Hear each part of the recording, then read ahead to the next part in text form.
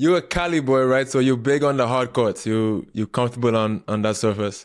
Yeah. And I know people say that like been around you or seen you practice a little bit. You struggled a little bit early with like the clay transition, but I think was it this year you won an Estoril, the 125 Yeah. or the 175. 175. Yeah. Yeah. How has it been for you adjusting to the new surfaces since you turned pro and got into like the top 100? Yeah, I mean, man, last year I won like two or three matches, and I won three matches on tour level, and two of them I beat Americans. So like, I really won one match, and I just like I couldn't like I'm tall, but I'm not the most athletic guy in the world. Like I've never like been a good athlete. I always told I was be like I'm not a good athlete. I'm a good tennis player. There's a difference, and like I just get on the clay, and these Euros that just grew up there.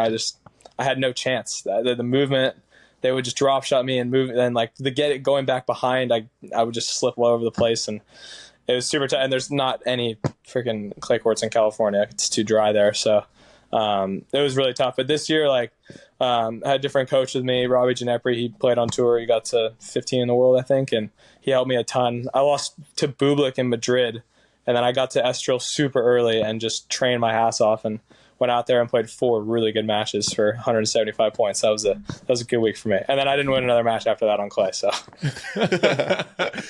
but for that week, what changed in your clay court game? Was it just the movement, or was it tactically something different with tactics? Yeah, I mean, trying to find forehands a lot more. Like I feel like my backhand's very flat, and on the clay, it doesn't really do as much as it would on the hard of the grass.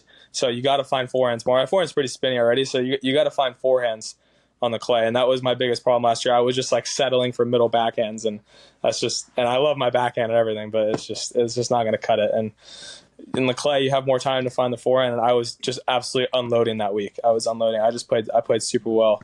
I beat Kesmanovic like 4-2 that week. I was playing a movie actually. Do you think? Yeah. Do you think it's because the backhand quality? Because if you see you like strike the ball on the hard court, you don't question your backhand quality ever. But is it because of the bounce on the clay? Like obviously the backhand speed is going to be normal until it bounces, and maybe because it's not like ripping off the court like a forehand. Is that why the difference is between a forehand and a backhand? You think? Yeah, I feel like the forehand.